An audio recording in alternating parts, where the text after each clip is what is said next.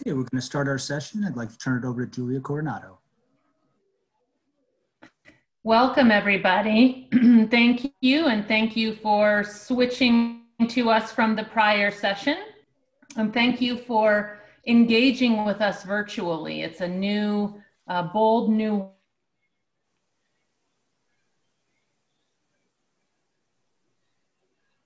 it does allow us to do things that we wouldn't otherwise do. For example, we are honored to have Governor Kuroda speaking to us this evening. He will be speaking at 7 p.m. Eastern time, so we can take advantage of international speakers and guests that we were unable to do when we insisted that everybody show up in person. So please tune in to that. We are honoring Paul Volcker's legacy in this session. We're honored to have an incredibly distinguished panel to explore Paul Volcker's contributions to economic policy making, people that have made notable contributions themselves and who have also worked alongside Paul Volcker at various junctures of their career. Paul passed away last December. May he rest in peace. And so he never lived to see the year that is 2020. But I doubt that Paul Volcker would be fazed by this dumpster fire of a year, because after all, while Paul Volcker is best known for his most, in Don Kohn's word, his best known and most lasting accomplishment was conquering the inflation of the 1970s. But he was often in the trenches during economic crises. From the collapse of Bretton Woods and the end of the gold standard in the early 70s, right through to the global financial crisis of 2008 and 9. He was known for his strong leadership on sometimes controversial issues, and drawing lessons from his career is important, but also complex. Complex partly because, again, his greatest achievement was conquering inflation. But now we are almost engaged in the reverse challenge. The received wisdom in central banking is that inflation is too low and we want to engineer a little bit more.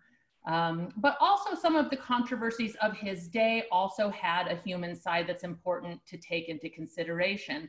Some feel that there was too much of a tilt towards price stability over full employment, and that's a mix that has recently been recalibrated by the FOMC. And while the conquest of inflation had incredible benefits for global economies and consumers and capital markets, economies and regions like Latin America that came into the 80s highly indebted experienced a lost decade on the back of the high interest rates and strength in the dollar. So important to keep that in mind. But his long resume of public service has many valuable lessons, and we couldn't ask for a better panel to draw these lessons out and apply them to current challenges. So while the panel needs no introduction, I'll keep them brief. We have Sheila Bair, who has her own impressive resume of independent-minded leadership and public service and financial regulation, including serving as chair of the FDIC during the global financial crisis. And she's currently director of the Volcker Alliance.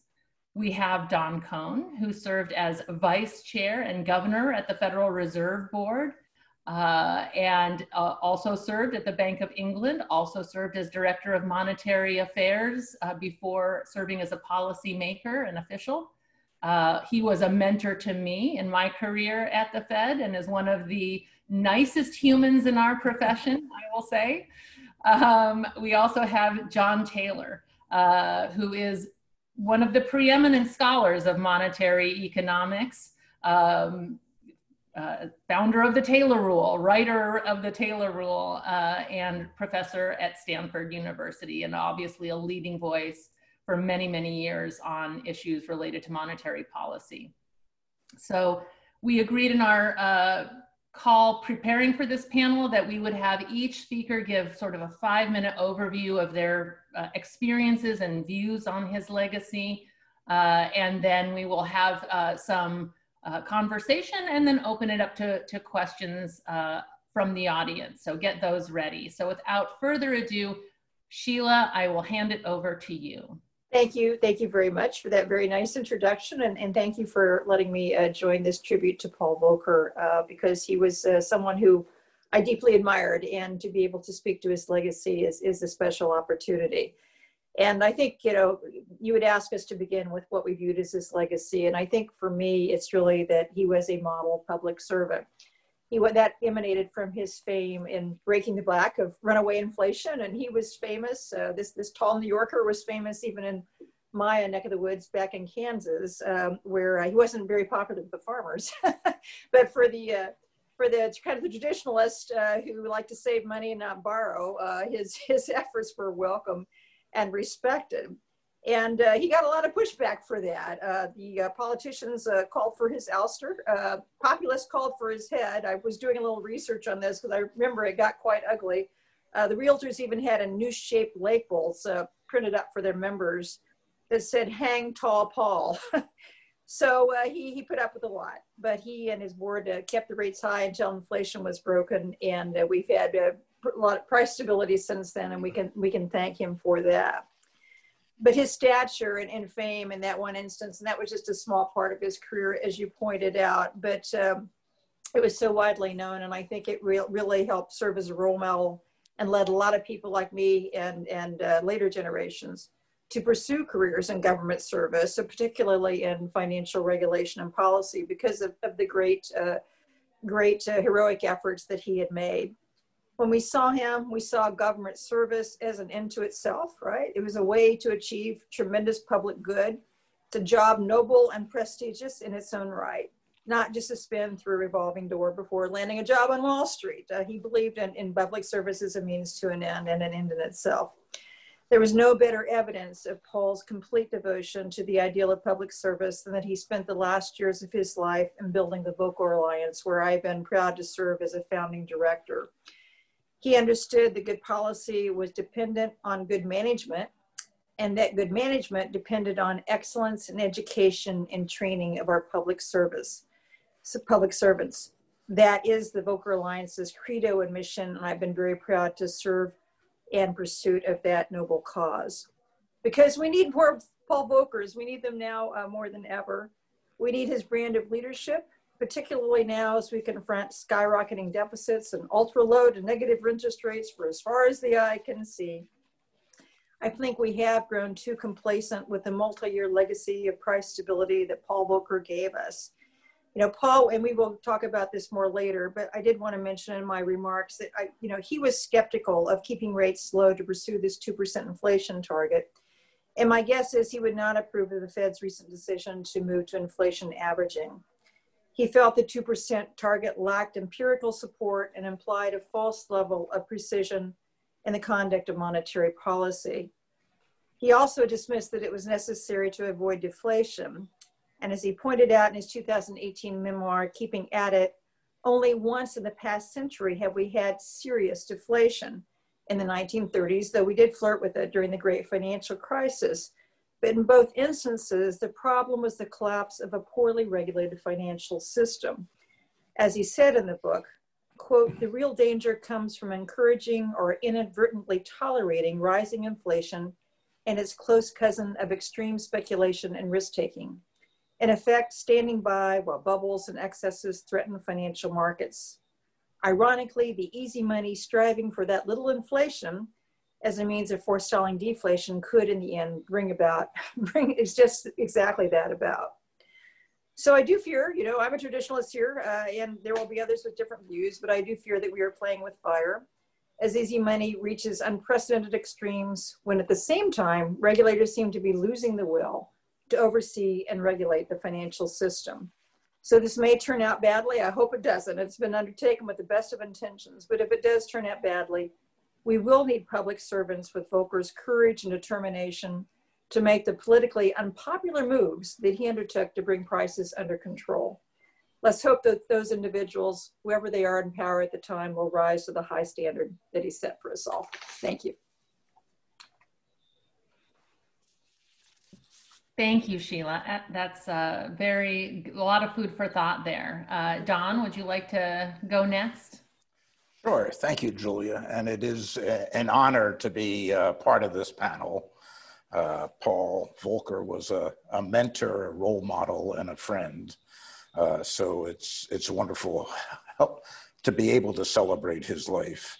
So I knew him first as a staff member of the Federal Reserve Board working on the Chrysler bailout in 1979. In his oral history that he left behind at the Fed, here's what he says. I assigned Don Kohn to the job. Frankly, I thought Jim Kickline, my boss, assigned me, but Paul took credit for it. I trained him, he said. He got extracurricular training, and then in square brackets, laughter. So I'm still trying to figure out what that laughter is about.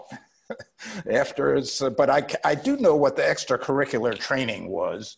At least I think I know some elements there.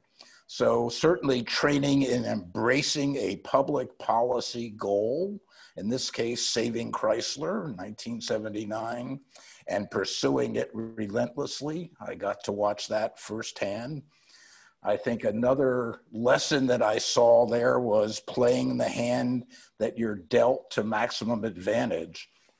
Congress dealt him a strong hand in the sense that they insisted that all the constituents of Chrysler make a sacrifice. It wasn't just the taxpayers. So Paul bargained very, very hard with the UAW, for example, but also with state governments and others that had a stake in this. And he got everybody, along with the other members of the panel, but he was a particularly hard bargainer. And I think it also taught me a grounding in the real world of corporate finance, of automobiles, of financial markets, how they worked. And that was part of it. I was a policymaker, staff member with an academic background. This was my introduction to making policy in the real world, and no one was better at it than Paul Volcker.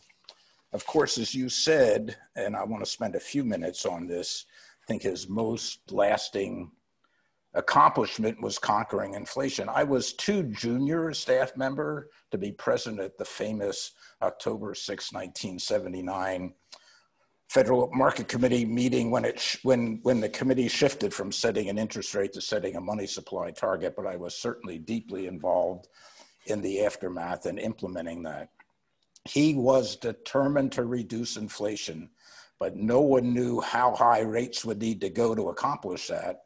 The incremental monetary policy process of voting on each rate decision probably wasn't going to get us to the right place and wasn't credible in markets, especially after he narrowly won a rate increase decision in mid-September. There was enough evidence linking money supply to inflation over long periods to make a shift to a quantity-based target credible and likely to succeed over time. The shift to money and reserve targets provided a rationale for very large rate increases, and that was easier to implement in the committee and easier to explain in the public. It was the demand for money that was raising rates, not the Federal Reserve's deliberate decisions. Nonetheless, those are very tough times, economically and politically. Interest rates of 20%, unemployment rates over 10%. Doesn't sound so bad right now, does it? The unemployment rate thing. Rings of tractors around the board from Kansas, probably, Sheila. Probably so. Offices filled with 2x4s mailed in by builders, consumer demonstrations outside the building, talk of his impeachment in Congress, as Sheila already mentioned, but he kept at it. And I think we can draw a number of lessons as policymakers for public policy from his handling of the fight against inflation. One, and I already hinted at, was overcoming policy inertia. So when you get into a very difficult situation, it's often hard to take the very hard, painful steps you need to get out of it.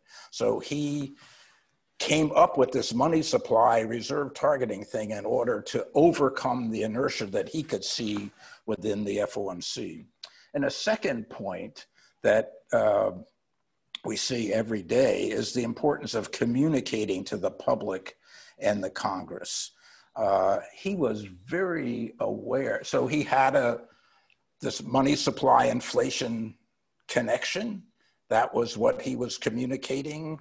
People were unhappy, but that was very, very much in the air, as John knows, through those years, the relationship of the money supply to inflation. So he had a solid empirical basis for doing what he was doing.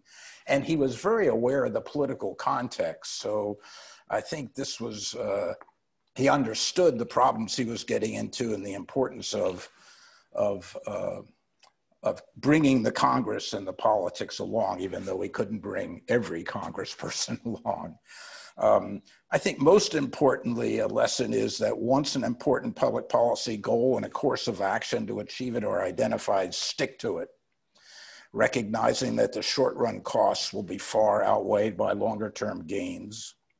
And the Volcker disinflation set the stage for 2.5 decades of almost uninterrupted growth.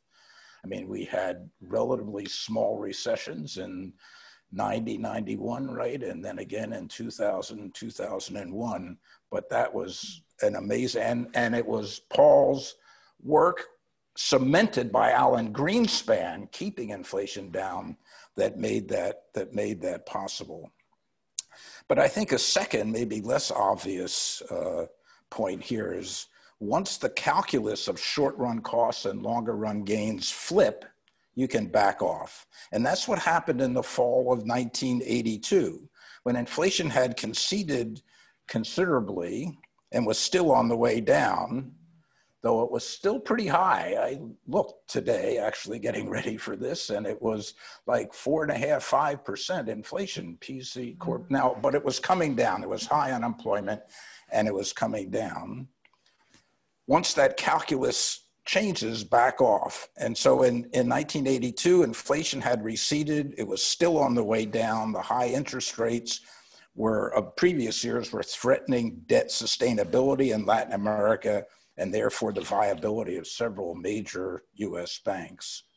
So his book, as Sheila said, is entitled Keeping at It, and that's a great description of his lifelong pursuit of key public policy goals.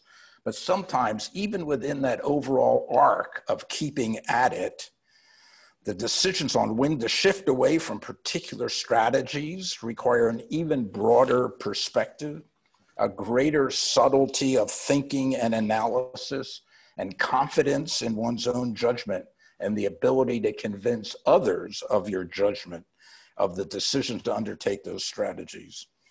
Paul Volcker had the required attributes in great abundance. He was a great Federal Reserve chairman, as Sheila said, with very sharp focus on both price stability and financial stability. The country was very, very lucky to have him where he was when he was there. Thank you. Thank you, Don. Thank you. There's a lot to dig into there too, but John, would you like to give us your thoughts first? Sure. Thank you, Julia. And it's great to be on with Don and Sheila to honor Paul Volcker. I think he changed economic history dramatically for the better. It's what I would say.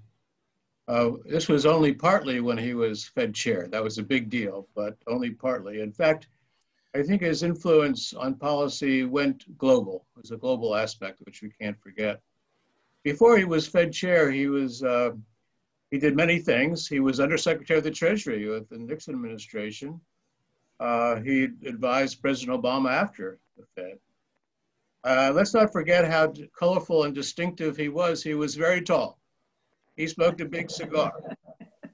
He graduated from Princeton summa cum laude. That's not a little thing. I think what I like to think of is he combined knowledge and leadership. And he had knowledge and he applied it, but he had the leadership to do so. He went to the 1971 Camp David meeting where Nixon went off the gold standard and had price controls. He was working for George Shultz, who was Treasury Secretary, and George assigned him to work out a strategy at what's the new policy going to look like. And he listened to people like Milton Friedman, and they actually implemented a new, somewhat flexible exchange rate strategy. And I think what Paul did is he really got other people to think it was their idea. It's one of the talents of leadership is it's okay if it's not my idea, it's your idea, but it changed history. And I think that's an important legacy we need to remember. But then, of course, he went on to be Fed chair, which was even more difficult. I think the wage and price controls imposed by Nixon led to this inflationary monetary policy under Burns. Inflation, unemployment was skyrocketing, growth was falling. It was a terrible situation, and he came in. And people were excited, the markets were excited. They knew his experience before. But unfortunately, the first big decision, September 18th, 1979, people lost confidence. It was a very close vote to just increase the interest rate by a small amount. And he had to decide what to do. And I think to some extent his experience at Treasury helped here because he knew how to bring together people with different views. And his decision, as John alluded to, was got unanimous support. It included an interest rate increase, 100 basis points, that was larger than the one in September. It had new reserve requirements, which some people thought was important for banks. And I think maybe most important, as Don mentioned, that he had this idea of emphasizing the money supply. So in a way, he could say, well, the interest rate decision was not really mine. It's not ours. It's what's the implication of the interest rate. So he tried to get buy-in with different viewpoints, and he did. He got it, as I said, it was a unanimous decision to do it. But I think this emphasis on the money supply is worth noting, because that way Volcker would say, it was the market, it wasn't me, it wasn't us, it was the market. I remember a conversation I was in with him and Jim Tobin, and Jim said to Paul, why don't you lower interest rates, Paul? And he looked at him and said, I don't set interest rates. The money supply determines that. And, sorry, that's the end of that story. And so I think that's symbolic of how he brought courage. And you're right, construction workers set them 2x4s, farmers circled the Fed building. But Volcker stuck with it. That's part of the title of the book. One episode on Face the Nation, he was asked when he would stop fighting inflation. He said, I'm not going to stop fighting inflation until it's gone. That's it. And so he stuck with it. And I think to some extent, obviously this was successful. Inflation fell dramatically. It set off a long period of better economic policy. Alan Greenspan has succeeded him, continued with much of that. And I think, let's not forget the rest of the world, well, maybe didn't start exactly with the Fed because we had friends in New Zealand, et cetera, at the beginning, but it really demonstrated this was an amazing thing. And so I think it changed the world outlook tremendously. We had a long boom on a global scale, not just the United States. So he definitely deserves credit for slaying inflation. And after he was Fed chair, he was called on to many jobs, which he did very well. The Oil for Food program, the World Bank United Nations. I remember sitting with him in a restaurant in Washington thinking about what to do with that. He wrote a chapter in a book which George Shultz and I edited. The book was called Ending Bailouts as We Know Them. And Paul said, I'll quote him, while zero interest rates may be necessary at the moment, they lead to some dangerous possibilities in terms of breeding more speculative excesses. So that was the low interest rates then. Of course, there was the Volcker rule to curtail proprietary trading. That made a lot of sense. And he continued to innovate. But part of the purpose of this panel, we'll get into it more, is what are the implications for today? Again, to me, he had this combination of knowledge and leadership was quite unique, and he demonstrated it.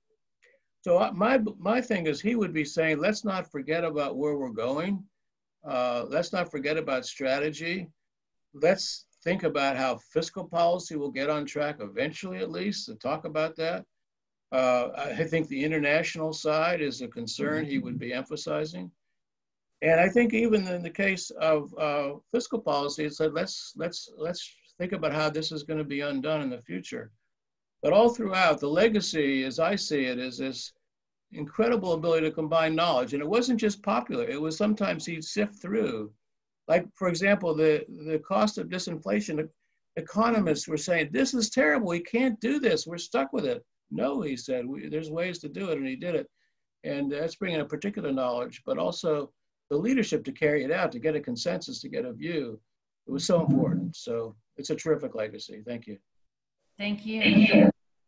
So why don't we talk about tackle the crisis and sort of do the Volcker diagnosis. You know, what, Don, I thought it's interesting. You touched on the Chrysler bailout. And so it's not like Volcker was an eminently pragmatic person, right? He understood that systemic institutions needed to be bailed out from time to time. But you also sort of underscored that he required sort of, I guess, skin in the game is maybe a way to put it, that you make a sacrifice or you have to pay a price for that. So how do you think he would look at the sort of the episode of March and April and the things that the Fed did, and would he approve, or what might he have done differently, or what might he be concerned about right now?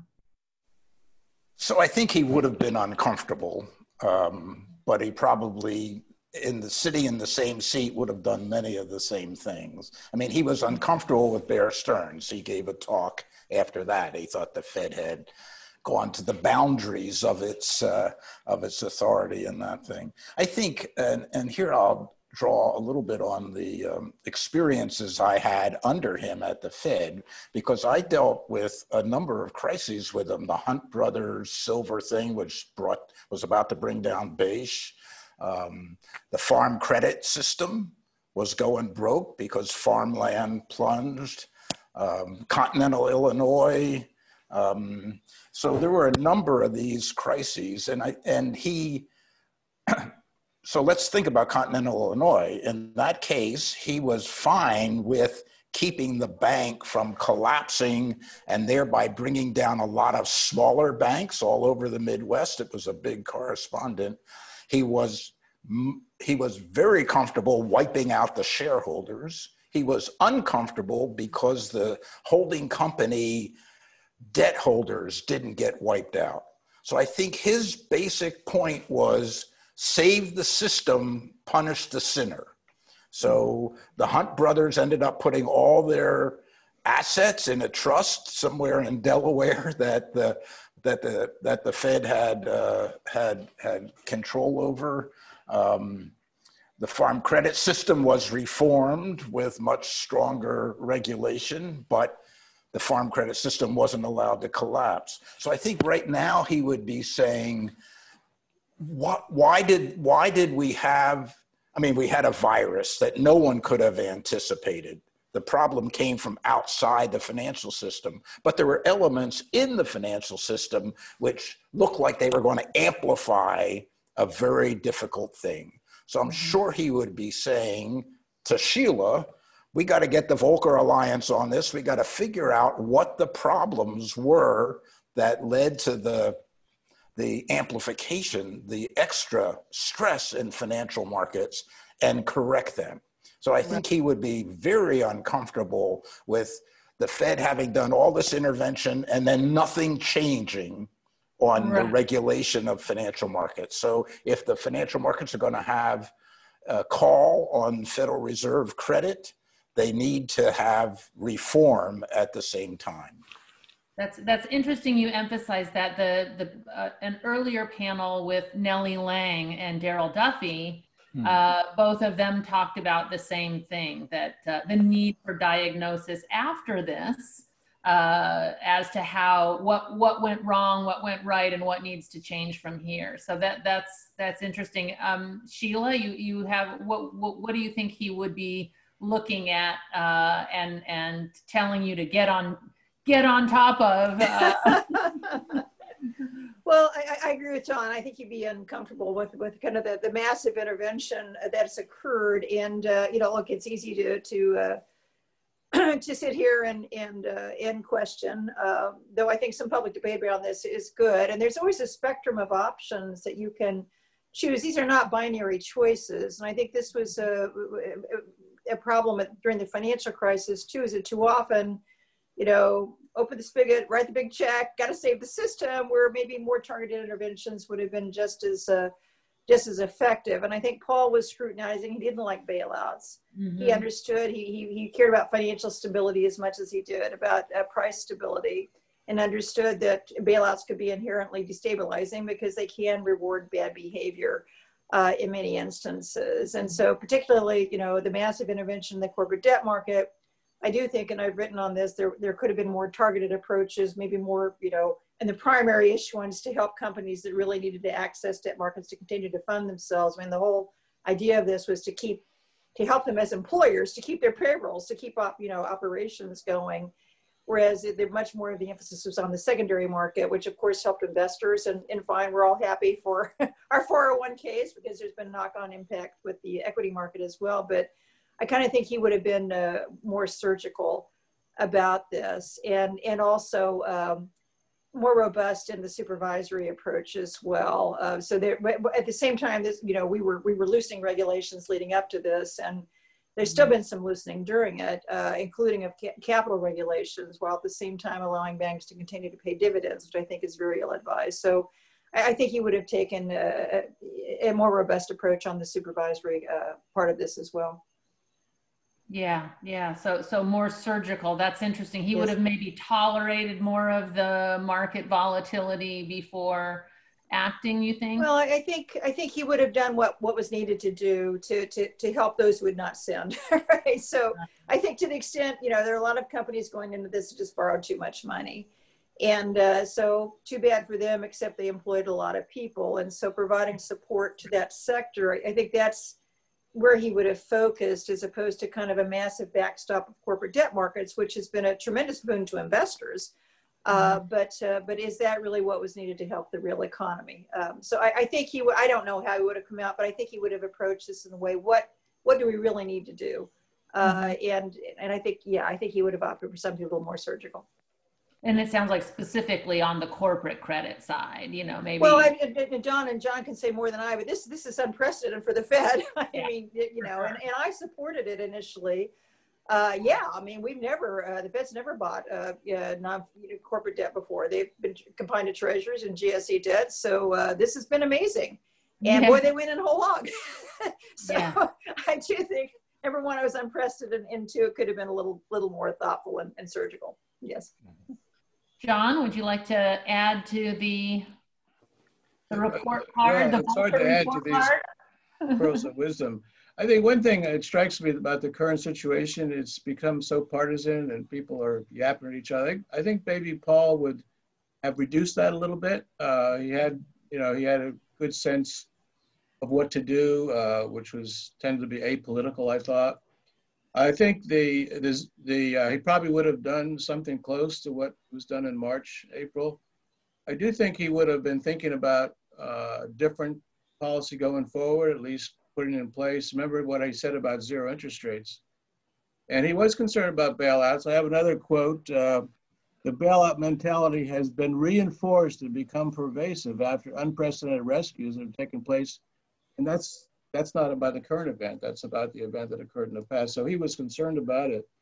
I think on the Volcker Alliance, I think there's a lot of state and local issues that he would have been tried to weigh in on. And those are very important right now. The state's action and local action. I'm in California. We have these forest fires, all sorts of things are happening, but there's different policies. And so I think the research that he would have been promoting, and Sheila is promoting now, would be beneficial. On this average inflation, he didn't, as Dawn said, he didn't want the number on an inflation target anyway. He thought that was, and even Greenspan shied away from that. So I can't believe he would be mucking around with the average and number of years and things like that. I think he would have been trying to stick with the strategy, would have taken what he's given, but emphasize, here's where we're going. We're not going to do this QE forever.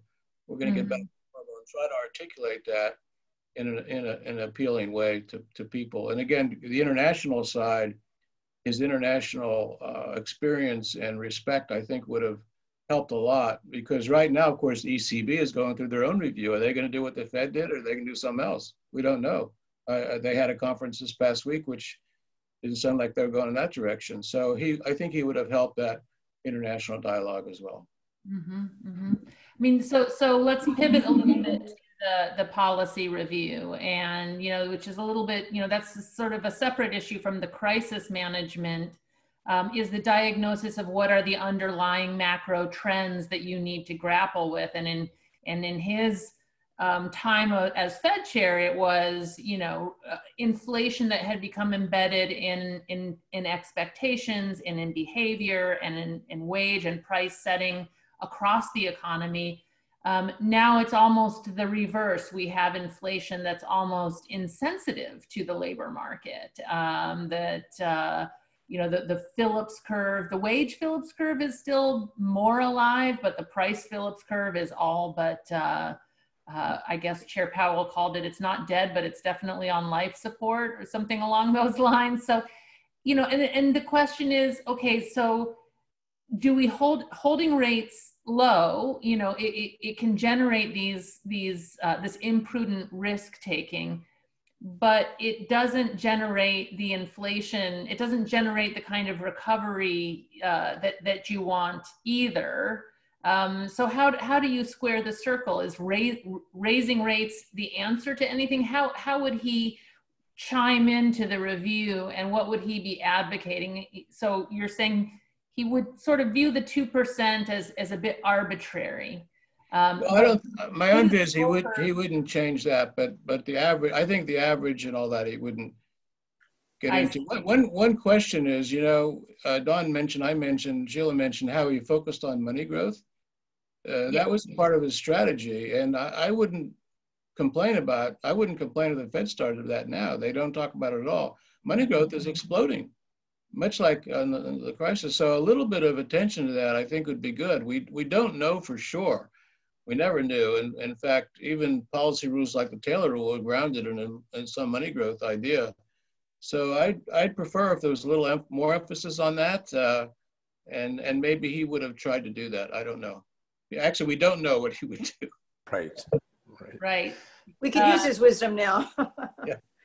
So Don or Sheila, do you guys have views on how what kind of role he might have played in this dialogue about the policy review, and what's the right strategy in a world of lower interest rates and less inflation sensitivity? Well, I agree with what Sheila said in her presentation. He was not a fan of the 2%. I never talked to him about average inflation targeting. He didn't even like the 2% target. Too high, too precise. He couldn't understand what was wrong with 1.5 or 1. And the argument, as Sheila said, and I had this discussion with him several times and never got anywhere, that you had to get inflation up to get nominal rates up so that you could lower them. He wasn't buying because he felt that the deflationary threats, as Sheila said, came from financial instability. And if the Fed and the other regulators had their eyes on financial stability, whether inflation was 1.5 or 2% wouldn't matter. You wouldn't need that extra room. I think his emphasis would have been on regulatory reform.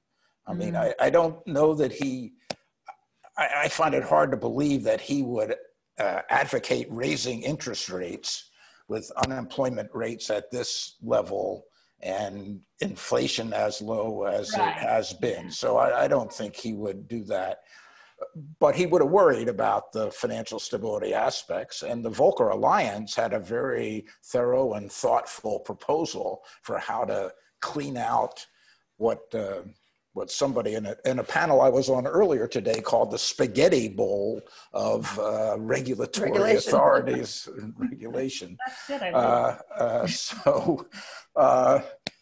I think he would have focused that way. The problem is really in the non-bank part of it, where the authorities aren't so clear. They're split up. A lot of elements aren't really regulated or aren't regulated in the same way banks are regulated. He put special emphasis on banks in the 1980s. Banks are special. The Fed needs to have this intersection with the banks. But I think my impression, Sheila, from conversations I had when I was doing my Bank of England work on was that he understood that risk had migrated outside the banking sector. Yeah. And the US needed a robust way of dealing with what is called macro-prudential policy, looking at the whole system and taking steps, and it didn't have that. Yeah, I agree with that. I think he would have been focused much more on prudential oversight, and including in the non-bank sector, to tame, the beast that the speculative beast that can emerge from such aggressive monetary policy. I kind of think too that he might have been a little more humble about the limits of monetary policy and what you can and can achieve, and hold, and Jay Powell's done this too, but really the fiscal side needs, especially at the household small business level, the Fed is just not equipped to do this. And, I just read, I think corporate debt issuance has now reached $2.3 trillion. That's by far a record for an entire year, and it's $2.3 trillion. And so great, the corporations have been able to access all this cheap funding, but really, where's the money going? What good is it doing at this point when you have so many households struggling? And monetary policy, at least with the current tools, just can't reach that. So I kind of think he would have been humble about that, and the current Fed leadership as well, but really pressed on the fiscal side, because there's only so much monetary policy can or should do. But he might have been a little bit more humble about the interventions, as I mentioned earlier, because, what good is it doing at this point, other than creating all these speculative excesses that may kind of divide us down the road? That's a really great point, and that's actually one of the questions from one of the participants here is, we just heard Chair Powell today, underscoring that monetary policy works best in partnership with fiscal, and really we need the next tranche of fiscal. And just right before our panel, actually, President Trump tweeted out something that basically kills the fiscal talks. So, if Volcker were chair today, this is the question, would he be asking politicians to engage in more fiscal stimulus, given the sort of fiscal issue and the rising debt and deficits? Do you think he would be doing the same thing that Chair Powell is doing and asking for more for fiscal policy to take up the baton and do more? Yeah, I think in a sense, this isn't fair to either Paul or Jay. That's probably true. And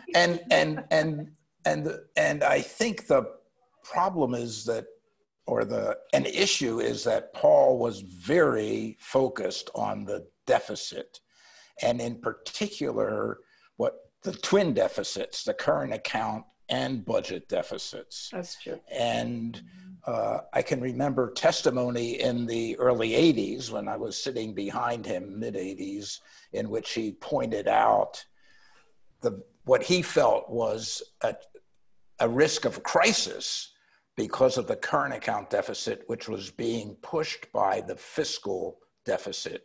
That is, the US was spending more than it was producing because of fiscal policy.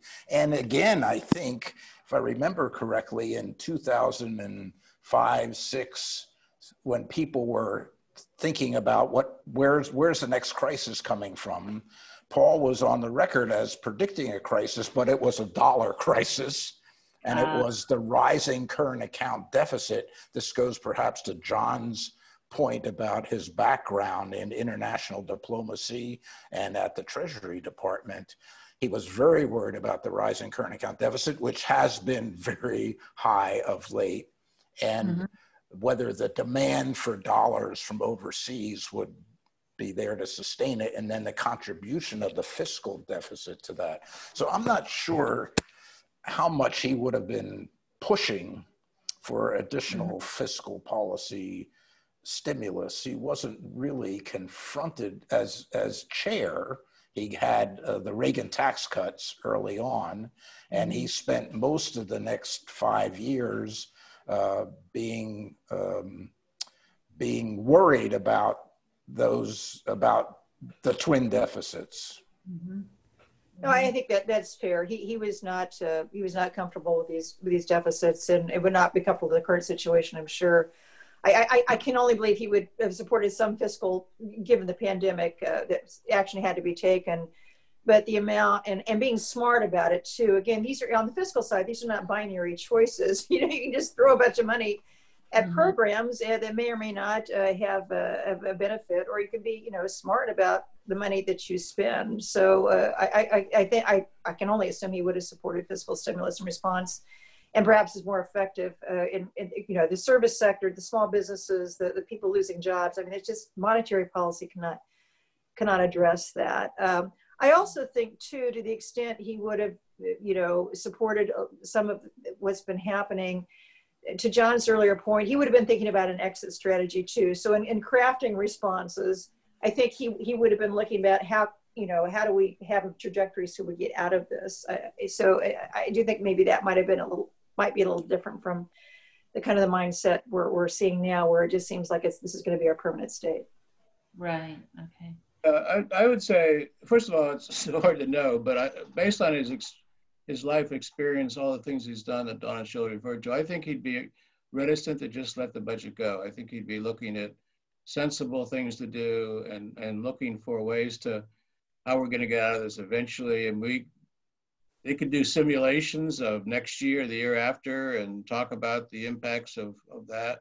One question I would have is, would he be saying, hey, 1% inflation's okay, 1.5%? Remember, he was not so happy with the 2, but what's wrong with 1.5? I know the rationale that's given now, no, that'll mean 1, negative, terrible.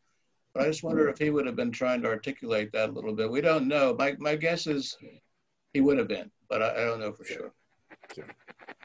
In one of the we have a couple more minutes since we started a little bit late. Another question from one of the participants is around his view on the move towards increased transparency, because when he was, engineering these bold moves, it was behind closed doors.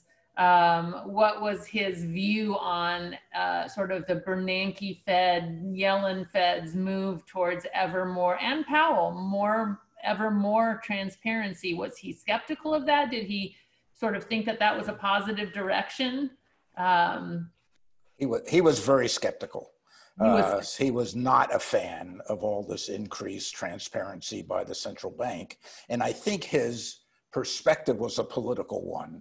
I mean, his concern was that the transparency meant that there would be pressure against taking moves, in his mind, particularly moves to stop rising inflation, raising interest rates. So I remember Mervyn King tells a story about talking to Paul when Mervyn was about to take over the Bank of England, and Paul advising him against extra transparency, maintaining the mystery of the central bank. And I had conversations with him in the 2000s in which he couldn't really comprehend the drive for all this transparency. So I think he felt that to protect, in some sense, I see the transparency itself as protecting the Fed's independence. Yeah. I think he saw it as potentially threatening it in one way or another. Interesting. Yeah, I mean, that's how I see it too. But Sheila or John, do you guys have anything to? Yeah, I would defer to Don on that. I never talked with him specifically about that. I mean, he was obviously big on state and local budgeting, which is another area of work stream for the Volcker Alliance. Very big on transparency there. but I can see what Don says rings absolutely true, and I can see where too much transparency could inhibit decision making at the Fed. How he would view that, but I never had a specific conversation with him about it. I don't know. The environment is quite different. I think there's been a little move away from transparency recently, and after a couple of years towards it, I think remember the Fed was publishing their policy rules for six reports in a row, and then they stopped this year for reasons which are not completely clear. I don't know. I think in this environment, Paul would have been okay with this. It's not really transparency. It's more of a discussion of where we're going, he was a strategic thinker. I think that was what he knew what he was trying to do, and maybe the money growth was sort of part of the way to get there. But I think he saw the importance of strategy, and maybe not the details of decision making. But I don't know. Who knows what he'd do now? That's the problem. We don't know. Yeah. Well, actually, let me just ask, you guys to sort of combine, not keep channeling Paul, but to sort of combine your own expertise, because there's a few questions on the money supply, and John, you touched on it a little bit. The way you described it, John, I think was as a strategic move to help depoliticize what he had to do, right? He had to do it. This was almost a marketing device. To shift attention away from the Fed's control over interest rates. So there's been a couple of questions in the chat room on this. One is, did he actually believe in the relationship between money supply and inflation, or was it primarily a strategic tool, communications tool?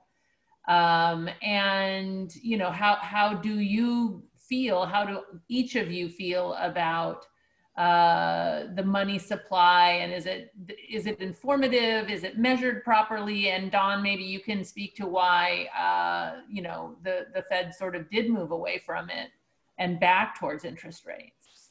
Yeah, so I think he did believe in the long-term relationship between prices and money.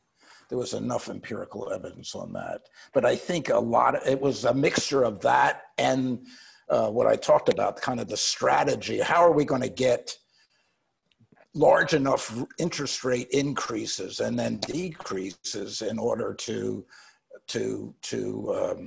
control inflation and get the economy going? And he was very skeptical of the step-by-step discretionary rate decisions. And I can remember in the late 80s, running into him at an event, and the Fed had announced that we weren't going to pay much attention to money supply anymore. And his question was, well, how are you going to get interest rate decisions made in a timely and enough? So he was, and even when I was on staff, we had kind of in the fall of '82, because of deregulation, the relationship of M1 and to a lesser extent M2 to GDP had gone off the track, and that was a rationale for dropping the money supply stuff. But how many times did I get calls down to his office? Well, we don't have M1. What are we going to, we got to have something. There's got to be something there.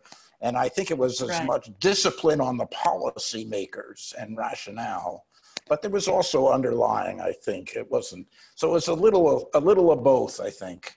Some of it just being in a different era, and he would have probably evolved. He would evolve too. Right. And do you, Don? Do you think that there's any reason to start to include it again, or use it as one of the metrics to rely on? Well, I look at it from time to time. I look these days much more at bank credit. I think that's a more interesting thing. So I think the bank balance sheets are interesting. I think the huge growth in the money supply of late is partly businesses taking out loans in a kind of insurance way and depositing that money at the banks. So I don't see that as having any implications. But I do think one of the things that happened to economics and monetary economics over the 80s and 90s and 2000s was a move away from quantity. This is what John was talking about, to solely focusing on price, interest rates, and that kind of thing. Yeah. And I think you need to look at both P and Q to try and figure out what the underlying demands are doing and where the financial system is taking the economy. Yeah, yeah. John, you want to? No, I think you need to look at money growth and credit growth. It's there, and it's quite a bit different now than it was in the so-called great financial crisis that we've had. So, it goes hand in hand. It's not completely unrelated. The Fed has to change something to get the interest rate to change, not just completely announcements. One question I'd say, I don't remember Paul, before he died, saying much about a problem of 1.5% inflation. I don't remember him saying that at all. So I think he would have been on the side of, let's just let it 1.5. So what's the big deal? And that's not what the Fed has been. You're right. I mean, I had the conversation with him, and that's exactly what he would have said. Now, if he saw the 1.5 sliding down towards 1 and inflation expectations, I'm not sure what he was, but he certainly felt like fighting like heck to get the 1.5 up to 2. As Sheila said, probably causing as many problems for the future in financial stability terms. He did not buy that we need to get it up to 2 in order to get inflation expectations and nominal rates up. He didn't see that. Yeah. No, he actually in his book talked about, that in New Zealand, where this whole idea came from, it was 0 to 2. So 2 is like the outer limit. So I tend to think he wouldn't have a problem with 1.5 or 1. I think he was, he wanted a rate that would not impact business decisions. I mean, that was basically his lodestar. And he tells a vignette about his conversation he and Greenspan had with Janet Yellen about this. And they stated that as a principle, and Janet wanted a number. And so these are just different ways to think about it and approach it. But he didn't seem to have a mechanistic approach to, numbers. What's the right number? And I also, on the money supply question, I am not a monetary economist, so I view this more maybe from a populist perspective, in a good sense, not a bad sense, but I kind of think people scratch their heads on this out in the real world. Why is the Fed so focused on making it more expensive for me to buy things? And I think people are getting a little tired of being manipulated too. So, okay, we got inflation, so we got to borrow, and it's cheap to borrow, so we got to borrow, we got to pay now, we got to borrow from our future. And I'm not sure people really want to live that way. So I actually think over time, we need to more fundamentally rethink this whole approach. And to the extent this explosion in money supply has not affected consumer price inflation, at least, I would suggest that's because it's not really reaching consumers. So we've got these huge hoards of cash sitting in corporate America. And another side effect of this has been increased consolidation, because it's really cheap to borrow and make acquisitions right now. And that's not necessarily good for the economy. And with technology now, with digital currency and blockchain technology, you can actually, you have, and there are a lot of very credible people who used to work with the Fed saying this, well, maybe we should think about just printing money and giving it to people, right? In a reserve account through intermediaries for households. So you've got to go now. So on that point. No. I'm with you, Sheila. I'm with you. So it's just, where's the money going? And where's the money going? Is the money going where we want it to go? I think that's a more fundamental question that I wish we'd focus more on. Totally agree. Well, and I think that that's a great way to wrap up the session. I mean, I think regardless of what the circumstances of the day are, the ability to think through issues and take things on, even if they're a little bit out of the box or off the consensus, and to move forward with important policy agendas is an important role for a public servant, and Paul Volcker did that time and time again. So thank you very much to the three of you. It's been a pure joy for me, and NABE is certainly honored to have you honor Paul in this way. So thank you all, and thank you everybody for dialing in. Thank you. Thanks for having us. Bye-bye. Bye-bye.